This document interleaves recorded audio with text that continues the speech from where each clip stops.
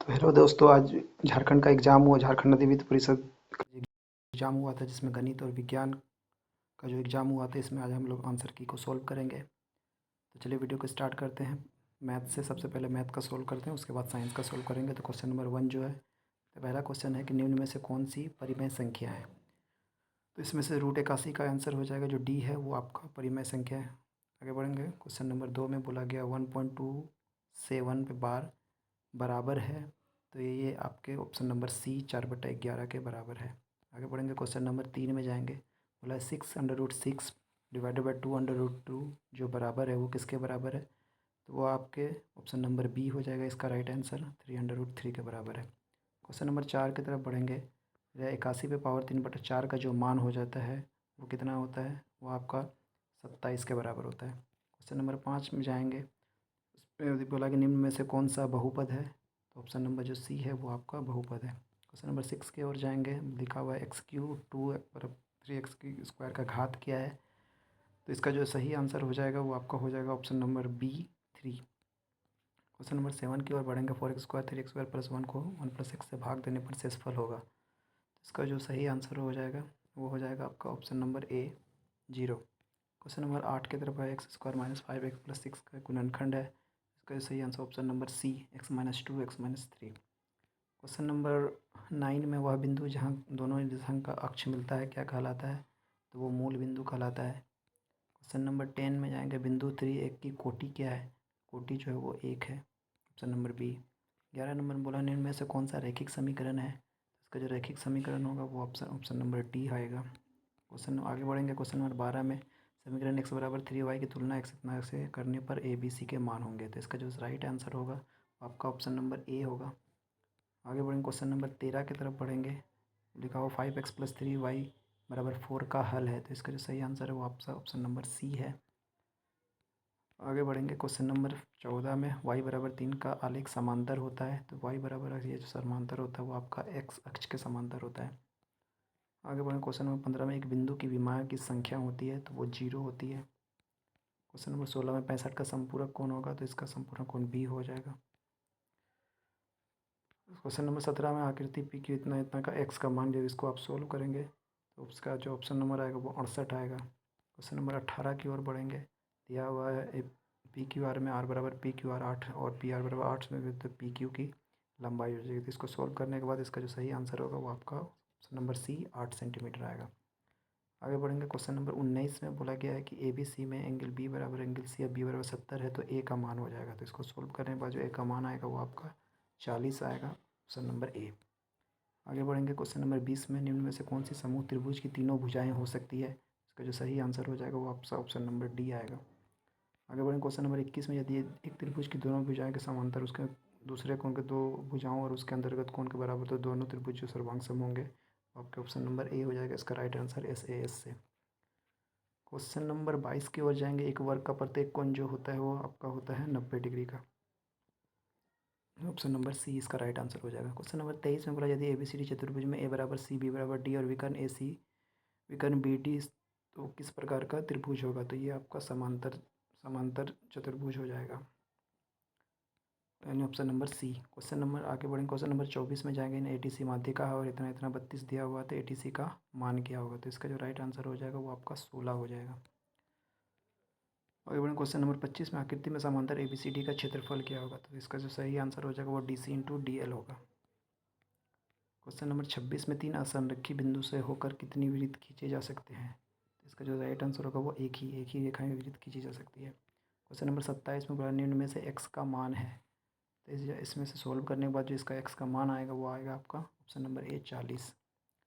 Question number 28 में बोला कि वृत्त की त्रिज्या 10 सेंटीमीटर के केंद्र से 8 सेंटीमीटर की दूरी पर स्थित जीवा की लंबाई क्या होगी। इसका जो राइट आंसर हो जाएगा वो आपका ऑप्शन नंबर डी 12 सेंटीमीटर हो जाएगा। क्वेश्चन नंबर 29 में बोला है पटरी और प्रकार की सहायता से निम्न में से किस रचना की संभव नहीं है। तो इसका जो right answer option number C हो जाएगा, 25.5 की रचना संभव नहीं है।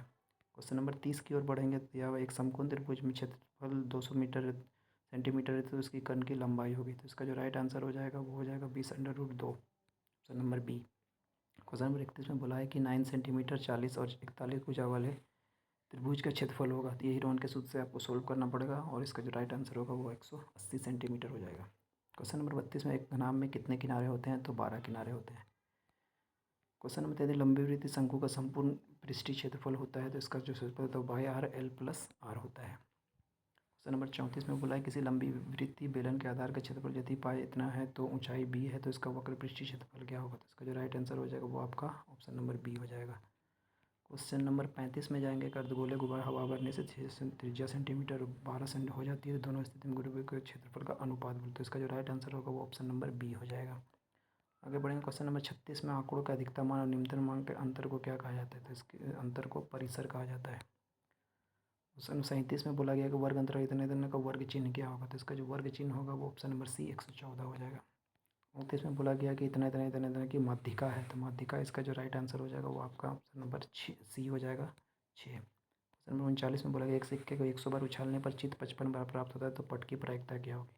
इसको सोल्व करने के बाद जो आपका राइट आंसर आएगा वो आएगा 9/20।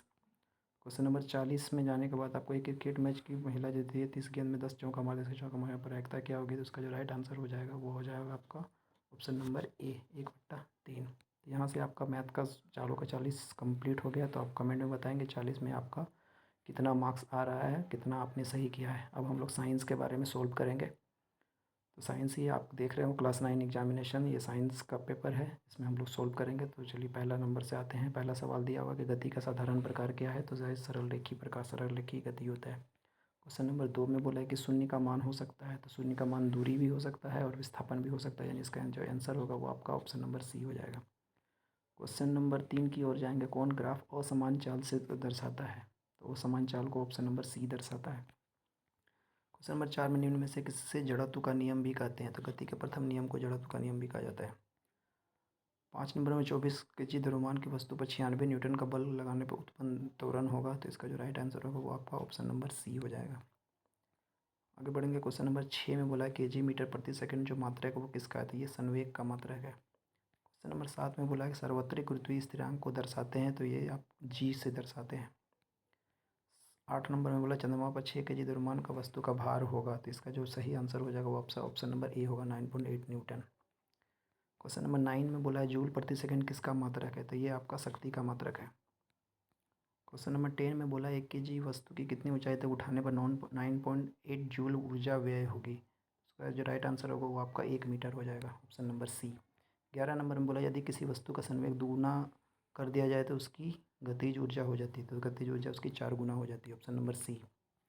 क्वेश्चन नंबर 12 में बोला तरंगे किसका स्थानांतरण करती है? तो तरंगे ऊर्जा का स्थानांतरण करती है। क्वेश्चन नंबर 13 में बोला यदि क्रमिक संपीड़न और विरल की दूरी 5 सेंटीमीटर तरंग दैर्ध्य का मान होगा तो इसका जो राइट आंसर होगा वो आपका ऑप्शन नंबर ए 5 सेंटीमीटर हो जाएगा।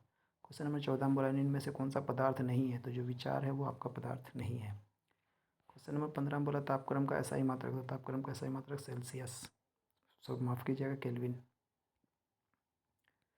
क्वेश्चन नंबर 16 में बोला है गैसों का द्रव में परिवर्तन क्या कहलाता है? तो इसका जो राइट आंसर हो जाएगा वो आपका हो जाएगा संघनन। क्वेश्चन नंबर 17 में बोला गया बारूद है एक, बारूद जो है वो एक मिश्रण है। क्वेश्चन नंबर 18 में निम्न में से कौन सा कोलाइडल नहीं है? तो जो वायु है वो कोलाइडल नहीं है, ऑप्शन नंबर सी। 19 नंबर में निम्न में से द्रव में कौन सा अनिश्चित होता है? तो आकार अनिश्चित होता है। निम्न में से कौन सा द्विपरमाणु होता है? तो क्लोरीन जो होता है वो आपका द्विपरमाणु होता है, option number B. Question number 21 में SO2 में एक अणु में सल्फर और ऑक्सीजन के भार का अनुपात कितना होता है? तो इसका जो अनुपात होता है वो आपका 1:1 होता है, option number A. Question number 22 में बोला नाइट्रोजन गैस के लिए रासायनिक प्रतीक क्या है? तो नाइट्रोजन के लिए N लिखते हैं। क्वेश्चन नंबर 23 में बोला 0.5 मोल CO2 का द्रव्यमान होगा तो इसका जो राइट आंसर हो जाएगा वो आपका 22 ग्राम होता है। क्वेश्चन नंबर 24 में बोला उत्कृष्ट गैसों की संयोजकता कितनी होती है? तो उत्कृष्ट गैसों की संयोजकता 0 होती है, option number D. Question number 25 में बोला किसी तत्व के समस्थानिकों में किसकी संख्या भिन्न होती है? तो न्यूट्रॉन की संख्या भिन्न होती है, option number C. Question number 26 में बोला गया निम्न में से कौन सा इलेक्ट्रॉनिक विन्यास विद्युत धनात्मक तत्व का है? तो इसका जो राइट आंसर होगा वो आपका ऑप्शन नंबर ए 282 का होता है। क्वेश्चन नंबर 27 में बोला गया गुणसूत्र बने होते हैं तो गुणसूत्र जो बने होते हैं वो आपके DNA और प्रोटीन का दोनों से बने होते हैं। क्वेश्चन थोड़ा सा घुमा के पूछा गया है, थोड़ा सा हार्ड किया गया है, बट और सिलेबस नहीं, ये सिलेबस से बाहर नहीं है, थोड़ा सा घुमा के पूछा गया है मैथ में भी और साइंस में भी। क्वेश्चन नंबर 28 में बोला गया है कि प्रोटीन संश्लेषित होती है, वो होती है आपकी राइबोसोम पर। क्वेश्चन नंबर 29 में जाएंगे तो कोशिका का अपशिष्ट निपटाने वाला जो तंत्र होता है वो आपका होता है ऑप्शन नंबर बी, लाइसोसोम।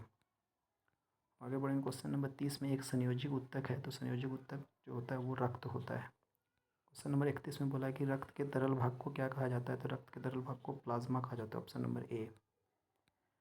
आगे बढ़ेंगे, क्वेश्चन नंबर 32 में असमतापी जंतु होती है, तो असमतापी जंतु जो होती है मगरमच्छ भी होता है, छिपकली भी होता है, सांप भी होता है, तो इनमें से सभी। 33 में पूछा गया कि मछली के हृदय में कितने कक्ष होते हैं, तो मछली के हृदय में 2 कक्ष होते हैं। क्वेश्चन नंबर 34 में बोला है आर्थ्रोपोडा समूह का एक जंतु है, तो पोडा समूह का जो जंतु है वो केकड़ा है। क्वेश्चन नंबर 35 में बोला गया है कि सजीवों की मौलिक इकाई क्या होती है, तो सजीवों की मौलिक इकाई होती है कोशिका, option number D. Question number 36 में जिन रोगों की अवधि कम होती है उन्हें क्या कहते हैं, तो उन्हें तीव्र रोग कहा जाता है।